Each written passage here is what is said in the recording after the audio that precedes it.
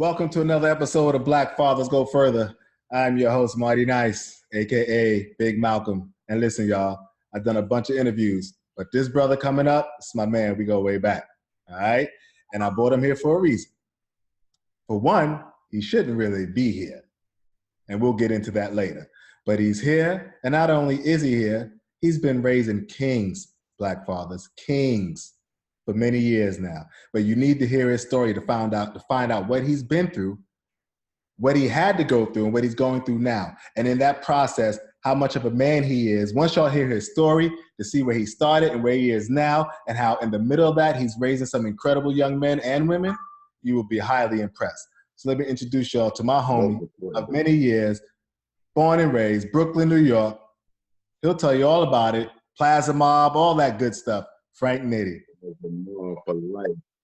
My guy, Big Muscles. What's good, Muscles? Hey, man, you know how it is. You know how we do out here on the left coast, just keeping the sunshine. Yeah, you LA now. You sunshine, you surfboards and shit, my guy. Yeah, that's what it is, man. That's what it is, all right?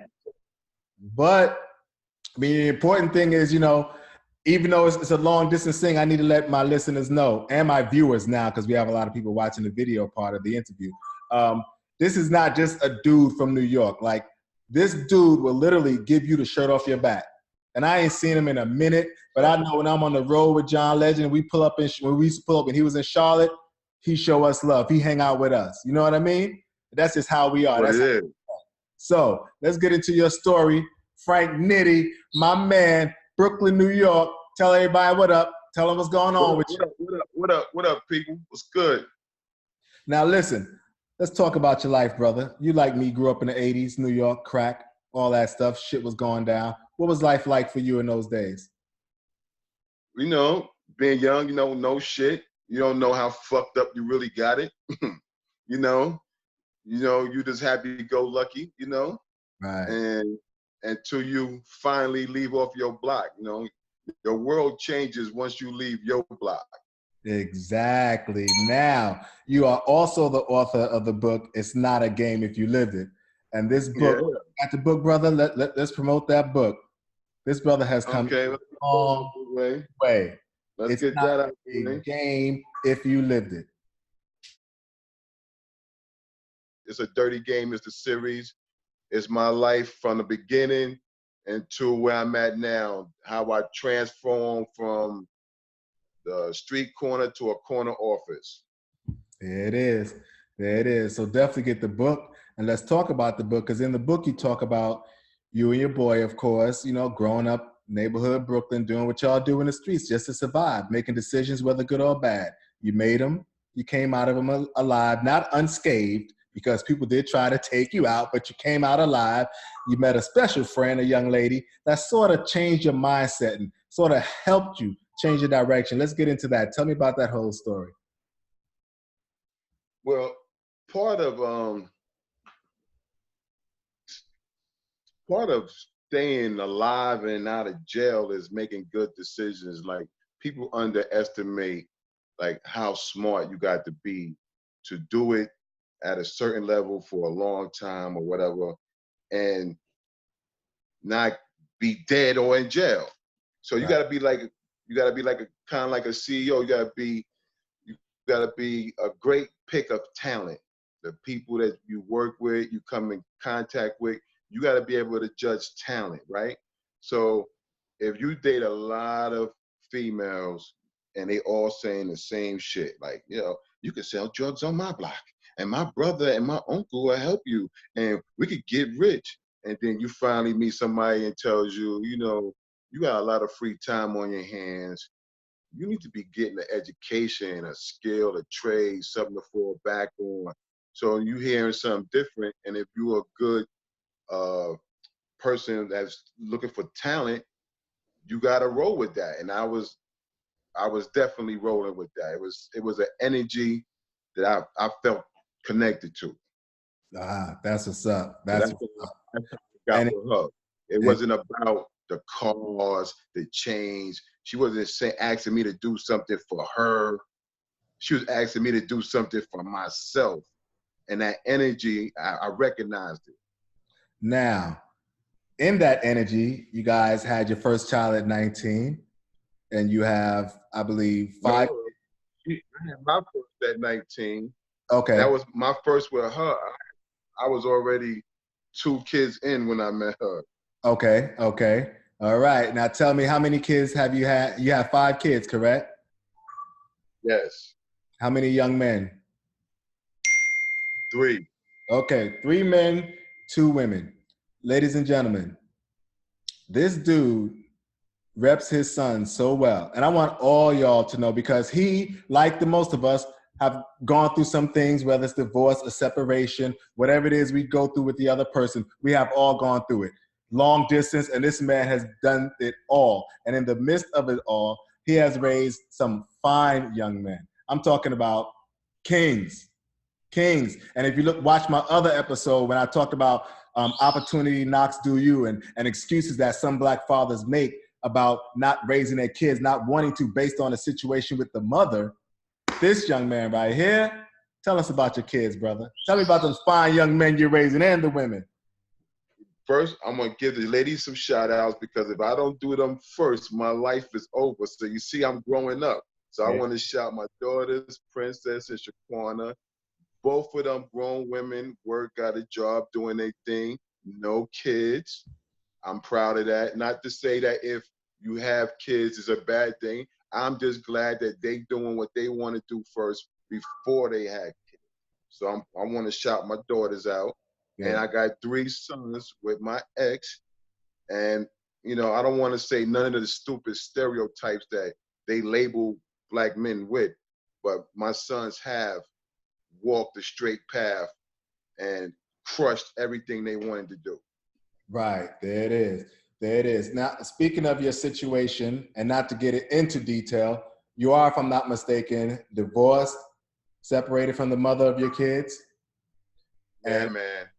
and how is that situation? How are the kids holding up? How did they deal with that whole drama and everything?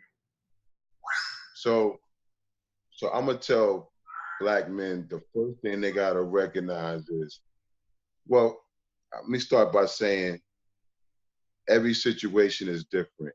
Like, I've never not lived in the home. Like, 23 years with the woman, never not living in the home. So Right. when me leaving the home may be totally different than somebody that got 2 or 3 years in. So I'm just gonna speak from what I went through, right? So when I left, the most important thing I want to tell dudes is don't front on yourself. Like, don't try to play Billy Badass. Get in touch with those feelings so you can control them, so that the kids won't feel it, Wow. right? So that's the mistake I made. You know, ain't nobody tougher. Fuck that. You know what I mean? But I Right. was playing tough like a motherfucker, and that shit came through with the kids. So you gotta get in touch. Don't act like you don't have feelings or this shit ain't fucking with you or whatever. That's just silliness. You gotta own that shit, be aware of that shit, and control it so the kids don't feel it. And the reason why I learned is because I did all the emotional dumb shit, so you don't have to. You know what I mean? Wow. Playing Billy Badass, stupid text, and all that shit. That shit came back to haunt me. Thinking back now, I'd have never did that shit. So control yourself. So it was hard. I never been out the home. As a protector, you want to be there to make sure everybody is good like you've been doing. And when you're not in the home, those things fuck with you. You know, I don't live in a fucking shabby crib. This shit might be on a list somewhere. Somebody might be wanting to run up in there, and now I'm not there. So shit like that. You know what I mean?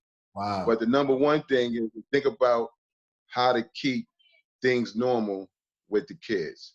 So if the situation is hostile, you might have to take a chill pill and let things cool down, because you don't want it to be when you show up, shit pop off. Like, you don't want to make that connection. You know what I mean?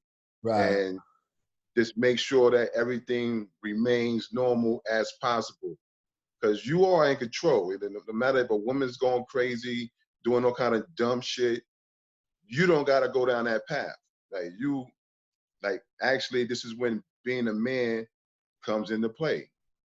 Either you want to do the little boy shit, jump out the window and bump your fucking head, or you going to man up, eat whatever's coming for the benefit of the dudes or the little dudes. Right. And at the same time, you teaching them how to handle this shit. That's exactly, and that's where I was going with my next question. From going through all that and the kids watching that, do you think they were learning from you, learning how to conduct themselves and just learning about life in general in terms of relationships and what happens when things fall apart and how you should conduct yourself as a man? You know, it looks like they really sat back fed. So when I went through it, as much as I could, I wouldn't share all the details, but I would let them know how I'm still contributing to their upbringing.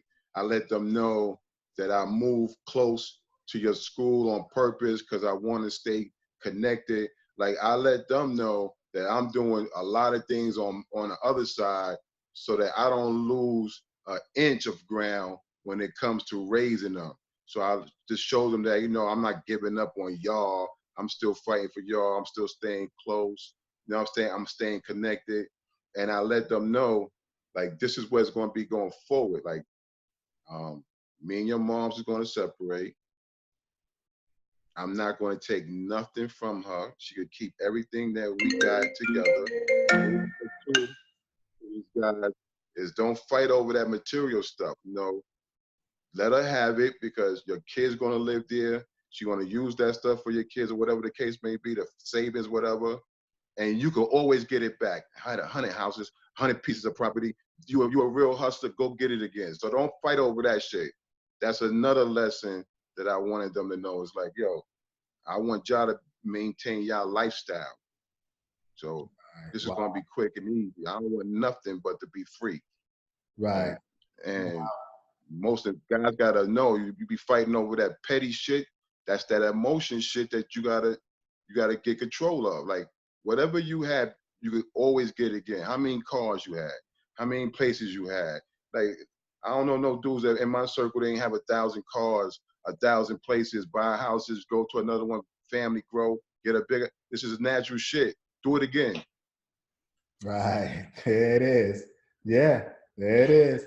Hey, this is world-class information for you cats out here raising kids, without the mother, and you guys are having issues, and a lot of y'all want to give up, want to quit, want to kind of act out with the kids around, not realizing that what you do and how you act affects the kids, affects their upbringing, affects how they view things on life. So it's important to remain strong, positive, be in touch with your feelings, like he said, like he found out, and then just deal accordingly.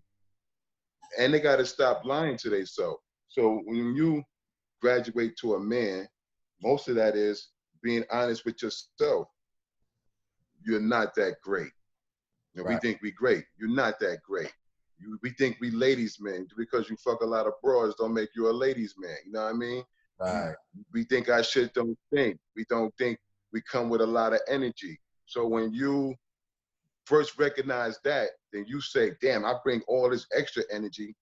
I got to do 3 times the work to correct that. That's part of being a man. It's like owning your shit. So when you own it and you start saying, well, the baby moms, the bitch be tripping.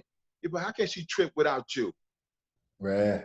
Yeah, that's it. You're the So you're not being honest because you're feeding that shit. You throwing logs into the fire. Don't do that dumb shit. The whole shit is about the kid. So if you got to fucking eat shit to get more quality time with your kid, nigga, eat shit.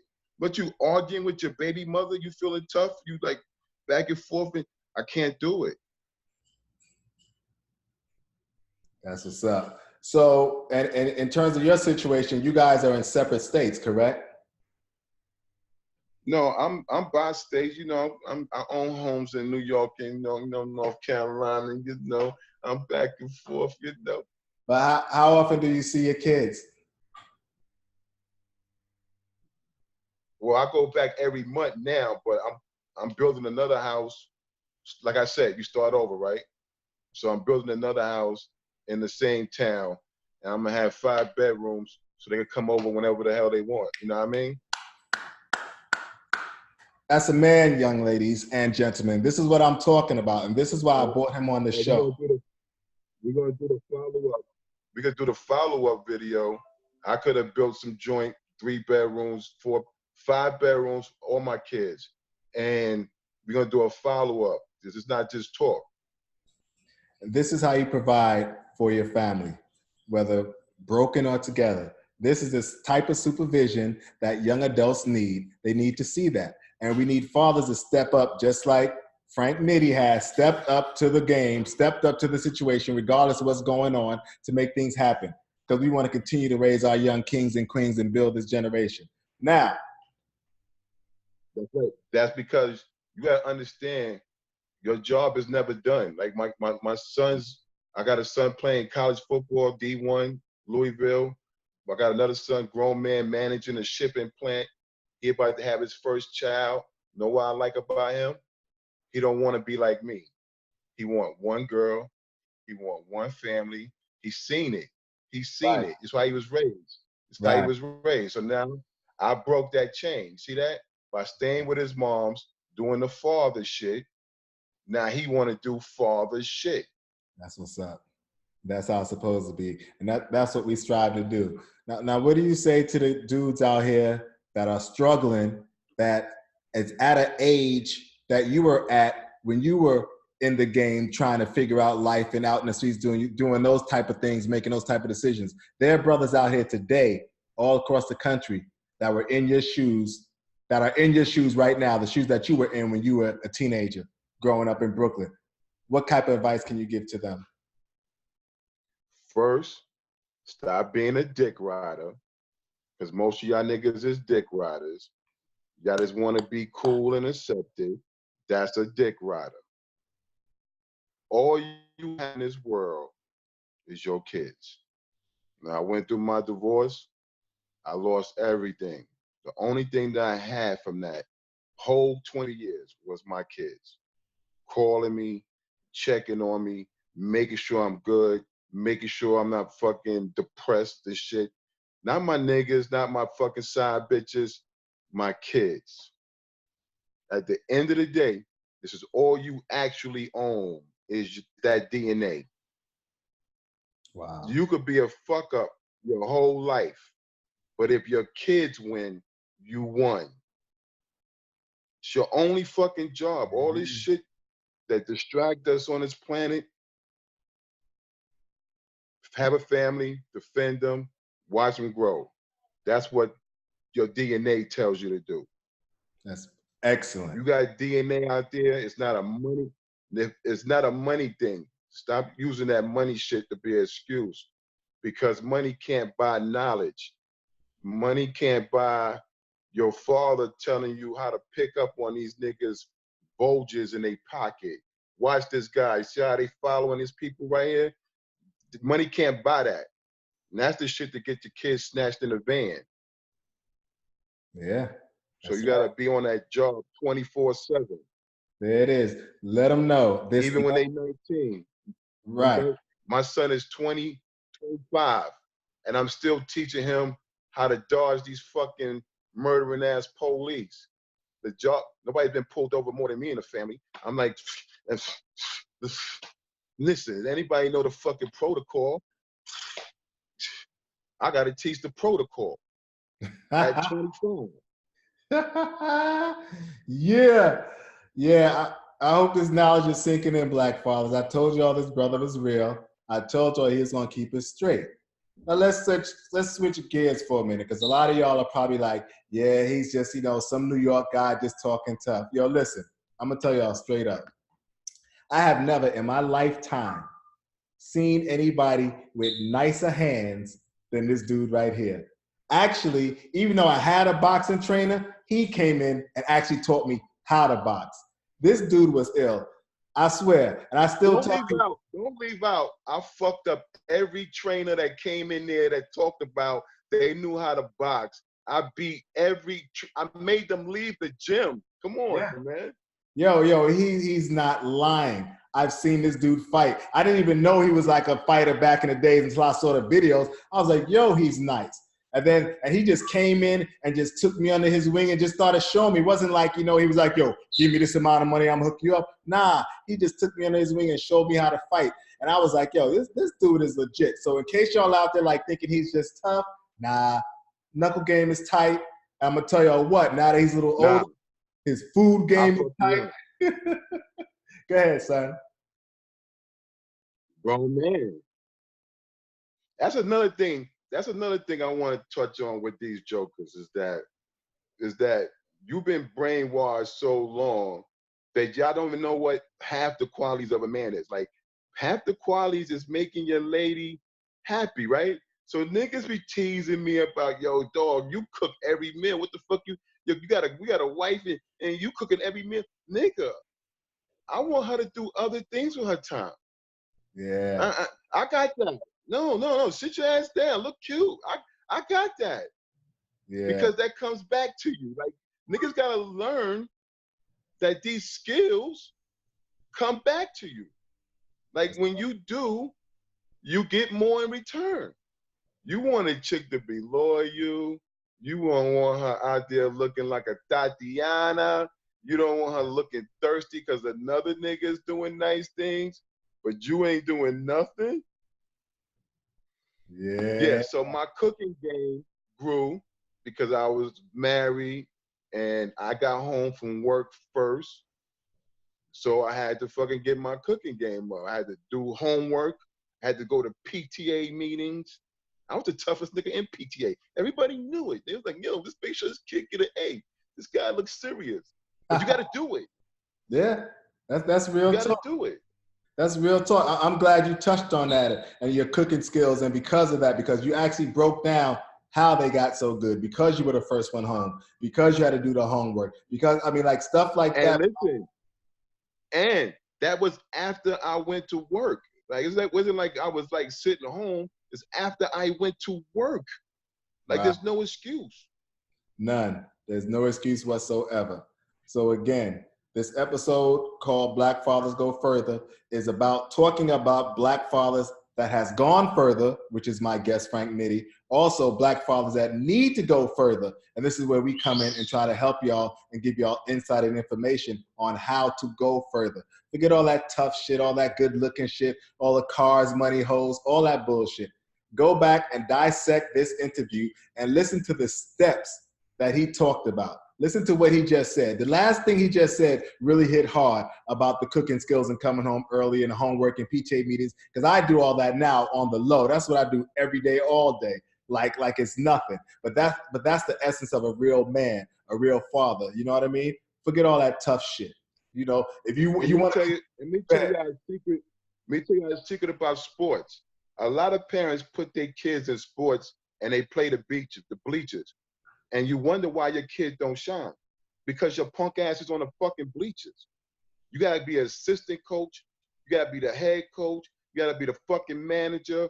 But this way you ensure that your son is not the 5th string receiver, the 8th string fucking punter, because they playing favorites. When you on the bench and they playing favorites, your son ain't fucking playing. If you an assistant coach or a manager and you got some fucking balls, you're like, nah, nigga, my son gonna be the quarterback, running back, whoever's getting the fucking rock, that's what you're gonna make my son.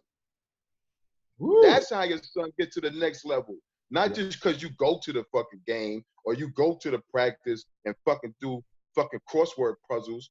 It's like, nah, nigga, you shake down the coach. What the fuck, nigga? Who the fuck is you? What you want? Well, yeah, and you don't know, you know as much as I know. Put him back there. There it is. There it is. That's what's up. All you parents, all you trophy moms and dads at home, there's your advice. There's your advice. You heard and that? And another thing about that, and when you bring your kid to sports, they should have some type of knowledge about the sport already. Don't bring Steve Urkel out there. Let that nigga be on a debate team. You know goddamn well Kevin Winslow is not a fucking football player. He's taking up spaces. The coaches cannot make him a football player or basketball player in one season. You got to work out the fucking awkwardness, the goofiness, the antisocialness. You got to start that process at fucking home. There it is. And listen, I have went over my time by 5 minutes, but this interview is so good and so dope, I had to go over it. But in my last 3 minutes, let me just say this about Frank Nitty before we get into his book and everything else. This dude is like, people see me as celebrity trainer, John Legend, so on and so forth. This dude is the reason I was even around celebrities, the Heavy D's, the Jay-Z's, the Dame Dash, because they fuck with him, and in turn, because he fuck with me, they showed me love. You know what I mean? We going to boxing matches at Madison Square Garden, and you see Dame and Jay in the front row, and you see Dame turn around. Did we smoke a blunt with Bobby Brown? Didn't we smoke a blunt with Bobby Brown? Yep. But then we pull up. We pulled up when the night it was at Hammerstein Ballroom where Nori and Clue got into a fight, and Skane called you, and we rolled up. Remember that? Leave it, cut it. Yeah, we're gonna end it on that. Don't go deep.